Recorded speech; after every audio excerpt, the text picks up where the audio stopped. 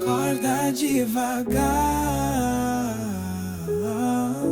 A partir do momento em que eu comecei a me olhar com mais clareza, algo fundamental começou a se manifestar no mundo ao meu redor.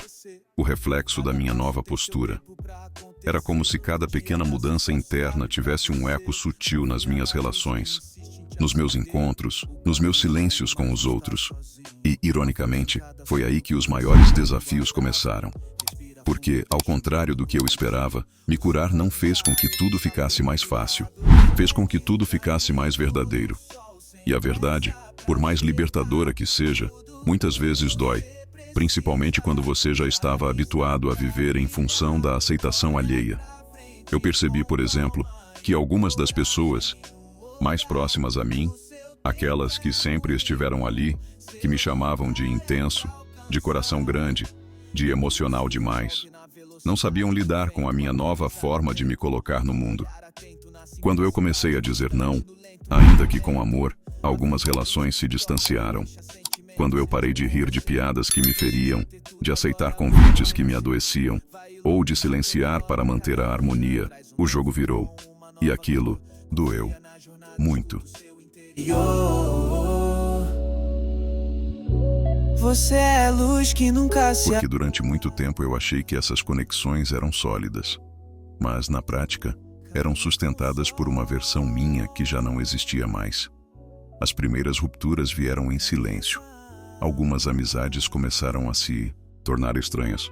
As mensagens diminuíram, os convites cessaram, e quando nos víamos, havia uma sensação de incômodo no ar. Como se eu estivesse diferente demais. E estava mesmo. Só que não da forma que pensavam. Eu apenas deixei de ser acessível para aquilo que me machucava. Deixei de aceitar menos do que eu oferecia. E comecei a exigir presença, verdade e respeito. Mas nem todos estavam dispostos a me encontrar nesse novo patamar.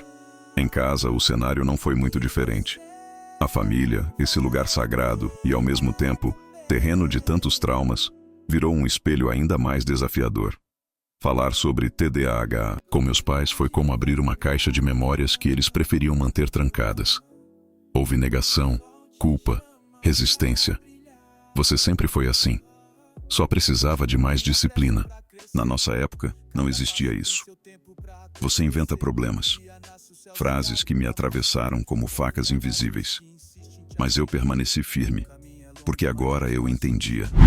Essas reações não falavam sobre mim, falavam sobre o medo deles. Medo de terem falhado, de não saberem como lidar. Medo de encarar que, talvez, eu tenha sofrido calado quando tudo parecia bem. E mesmo assim, eu continuei. Porque me posicionar não era mais uma escolha. Era uma questão de integridade emocional. Eu não queria mais fingir conforto onde havia desconforto. Não queria mais sorrir por obrigação ou tolerar conversas que me silenciavam. Comecei a praticar algo que parecia simples, mas que se revelou revolucionário. Comunicar. Dizer o que eu sentia com clareza, com respeito, mas sem omissão. E esse ato, embora simples na teoria, foi transformador. Trouxe dor, sim, mas também trouxe conexões mais verdadeiras. Um dos momentos mais marcantes foi uma conversa que tive com uma amiga de longa data. Ela se afastou depois que comecei a mudar.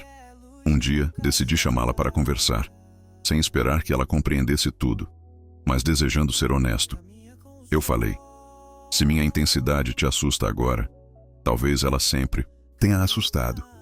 Mas eu não posso mais me esconder para caber. Se você quiser continuar na minha vida, vai precisar me encontrar aqui, onde estou agora. Ela chorou. Disse que tinha medo de não conseguir acompanhar, que achava que eu a estava deixando para trás. E naquele instante, entendemos. Nossas dores não eram incompatíveis, só estavam mal comunicadas. Aquela conversa não salvou nossa amizade por completo, mas iniciou uma ponte. Outras relações não tiveram o mesmo destino. Algumas precisaram mesmo acabar. E isso também foi cura. Aprender a aceitar o fim de uma história, sem culpa, é um dos atos mais amorosos que alguém pode praticar por si. Eu deixei ir. Deixei ir pessoas, versões, expectativas. Com dor, sim, mas com consciência.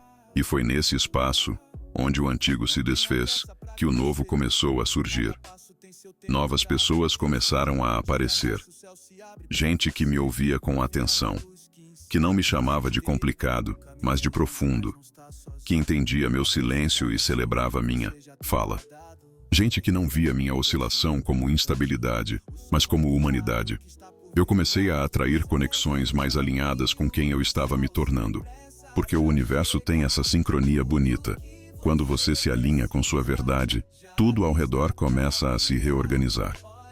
Foi aí que eu entendi. A autenticidade tem um custo, mas também tem um valor.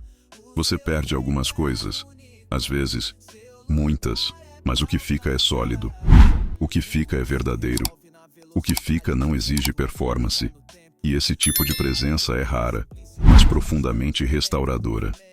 Nesse ponto da jornada, eu ainda tinha muitas dúvidas, ainda oscilava, ainda chorava em dias que pareciam sem saída. Mas havia em mim uma certeza. Eu nunca mais voltaria a me esconder. Eu jamais me diminuiria de novo para caber no mundo dos outros. Porque agora eu sabia. O mundo que eu precisava pertencer era o meu próprio. E ele estava finalmente se tornando habitável.